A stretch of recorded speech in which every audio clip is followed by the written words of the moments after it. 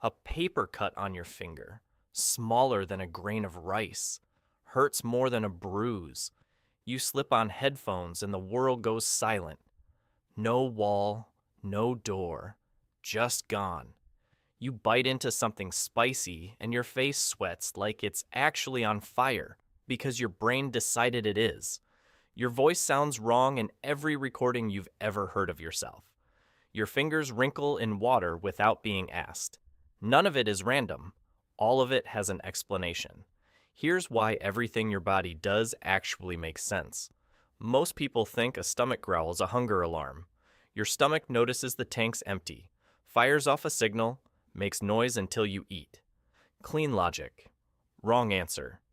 Your stomach growls loudest when it's completely empty, which is the opposite of useful if it's supposed to be an alarm. Here's what's actually happening. Your digestive system is a long muscular tube, and it never fully stops moving. Even with nothing inside, it keeps contracting, squeezing air and leftover fluid through the system to clean things out. That motion shoves gas and liquid through tight spaces. The result is that low, rolling rumble you've been blaming on hunger your entire life. Scientists call it borborygmi. It's just your gut doing housekeeping and refusing to be quiet about it. The cruel part?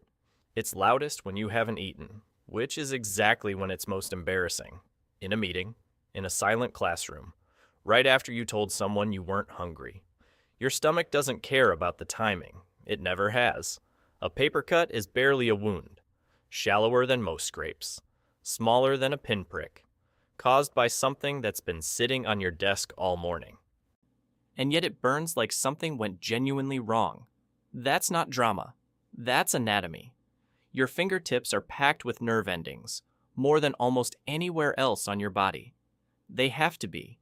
Your hands are how you read the world, and your brain needs constant, precise feedback from them.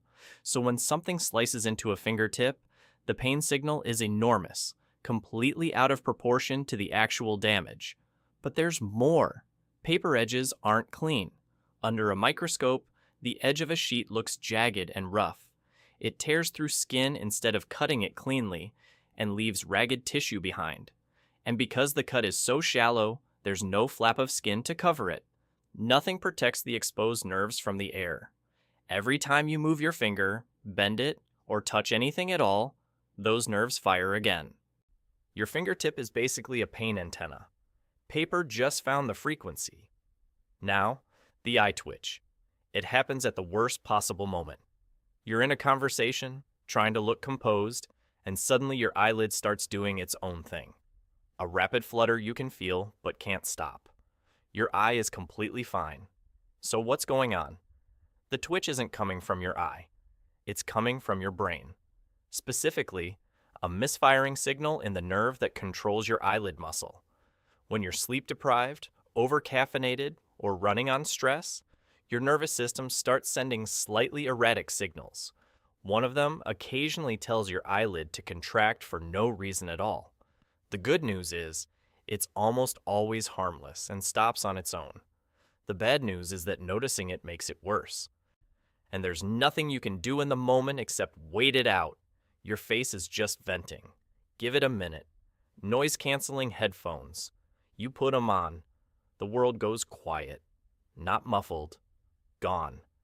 The traffic, the hum of the plane, the person talking too loudly beside you, all of it erased.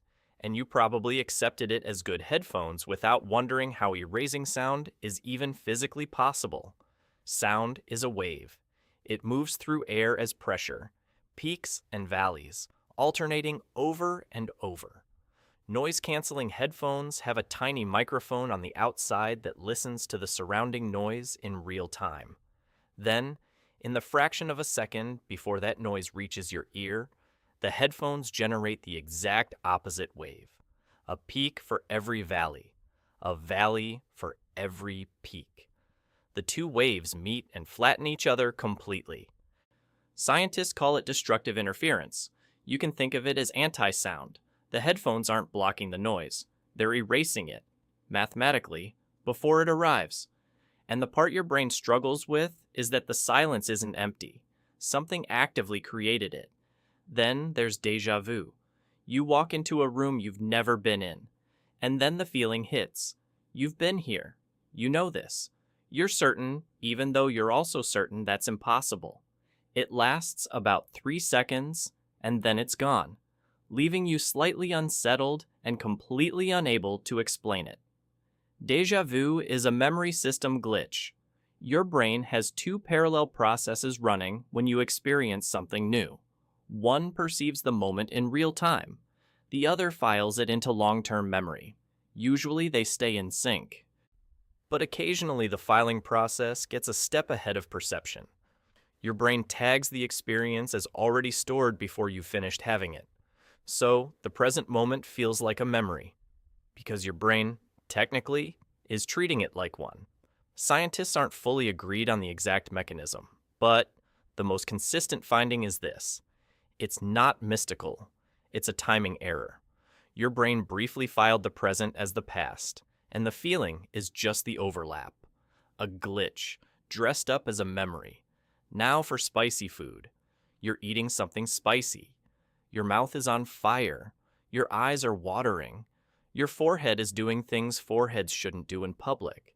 And the strange part is that the pepper didn't actually hurt you. Your body did this to itself.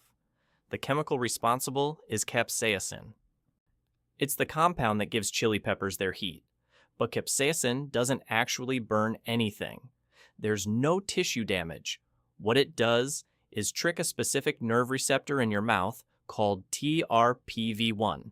That receptor exists to detect dangerously high temperatures and trigger a pain response to protect you from real heat.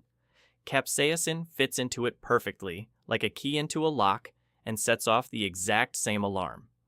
Your brain gets the signal and concludes, we're overheating, so it activates the cooling system. You sweat. Your blood vessels dilate. Your eyes water. Your body commits fully to solving a fire that isn't there. You're not suffering. You're just on fire, technically. Before you finish reading this sentence, there's a reasonable chance you'll yawn. Not because you're tired, just because the idea is in your head now. That's the whole point. Contagious yawning is real, and it's closely tied to empathy. People who score higher on empathy measures are significantly more likely to catch a yawn from someone else. Even dogs do it. A dog bonded to its owner will often yawn when the owner yawns, and the effect drops off sharply with strangers. Your social brain is constantly syncing its state with the people around you, and yawning is one of the ways it does that. A quiet, involuntary signal that you're tracking the same emotional frequency as the people nearby. The unsettling part? You can't choose not to yawn once the trigger is there. Reading the word yawn, seeing someone else do it, hearing it, all of it can set it off. Your social brain is running the operation without consulting you. You're just along for the ride. Summer felt infinite when you were 10. You could feel every day of it. Now an entire month can disappear, and you can't quite account for where it went. It's not nostalgia. There's a structural reason. One theory comes down to proportion. When you're 5, 1 year is 20% of everything you've ever experienced. It's enormous. When you're 40, the same year is 2.5% of your life. Proportionally, it barely registers. There's a second mechanism, too. New experiences create richer, more detailed memories. When you're young and everything is new, your brain is recording constantly. First days, first places, first feelings. That density of memory makes time feel full. But as life settles into routine, your brain stops encoding as much. Familiar commutes, familiar weekends. Familiar meals. They blur together in hindsight because your brain decided they weren't worth storing in detail. Look back and there's almost nothing there. The time didn't vanish. You just weren't paying attention. The fix, if there is one, is novelty. New experiences create dense memories, and dense memories make time feel fuller looking back. That's why a week in a new city can feel longer in hindsight than 3 months of your regular schedule. You're not losing time. You're on autopilot, and your brain is only archiving the highlights. Most people assume finger wrinkling is absorption. You sit in the bath long enough, Your skin takes on water, swells slightly, and the surface wrinkles under the pressure. Logical. Also wrong. Finger wrinkling is controlled by your nervous system. It doesn't happen passively. Your body actively causes it. The proof is in what happens when the nerves are damaged. People with nerve injuries in their fingers don't wrinkle in water at all, even after long exposure. The skin still absorbs moisture just fine. It simply never gets the signal to wrinkles because the nerve isn't there to send it. Scientists think it's probably a grip enhancement reflex. The wrinkle pattern on wet fingers works like tire treads in rain, channeling water away from the contact surface so you can grip things more securely. Your hands were preparing for wet terrain. You're just sitting in a bathtub. The reflex doesn't know the difference. You were certain you'd remember the dream. It was vivid, strange, maybe even important. You opened your eyes, and within 30 seconds, it was gone, like it had never happened at all. This isn't a flaw in your memory. It's a feature of how sleep works. During REM sleep, the stage where most vivid dreaming happens, your brain actively suppresses the processes that consolidate memories. The hippocampus, the part of your brain responsible for filing experiences into long-term storage, is largely offline. Your brain is generating the dream. It just isn't recording it the way it records waking experiences. The moment you wake up, the footage disappears because it was never saved. There is one way to catch it. The second your eyes open, don't move. Don't reach for your phone. Don't roll over. Don't start thinking about your day. Lie completely still and replay the dream in your mind immediately. Movement triggers the full transition into wakefulness, and that transition is what wipes the last traces. Stay still. Trace backwards through the images. You might hold on to fragments. Your brain watched the whole movie and forgot to save the file. You've got about 30 seconds before it's gone. And finally, helium. Everyone knows it works. Almost no one has stopped to ask why. You inhale helium from a balloon, say something completely normal, and what comes out sounds like a cartoon character at an audition. Your face didn't change. Your vocal cords didn't move differently. Nothing you did was different. So what exactly happened to your voice? Sound travels faster through helium than through air. That's it. That's the whole reason. When you speak, your vocal cords vibrate and create sound waves that resonate through the air in your throat and mouth. The shape and size of those spaces determine the pitch and quality of your voice.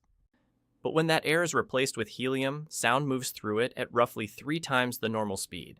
Faster speed means shorter wavelength. Shorter wavelength means higher pitch. It's like playing a recording at double speed. The source material is identical, but everything comes out squeezed and elevated. Nothing about your vocal cords changed, just the medium. You handed your voice to a different room, and it came back sounding like someone else. Here's the thing. Your body has been running these systems your entire life, wrinkling your fingers, growling your stomach, twitching your eyelids, syncing your yawns with strangers, and you accepted every single one of them without ever demanding an explanation. You assumed bodies do things. You assumed it was fine. You never needed to understand why. Turns out, most of it is just your biology doing something quietly brilliant in the background, with no interest in explaining itself. You've been living inside a machine you never got the manual for. Now you have a few pages of it. Try not to yawn about it.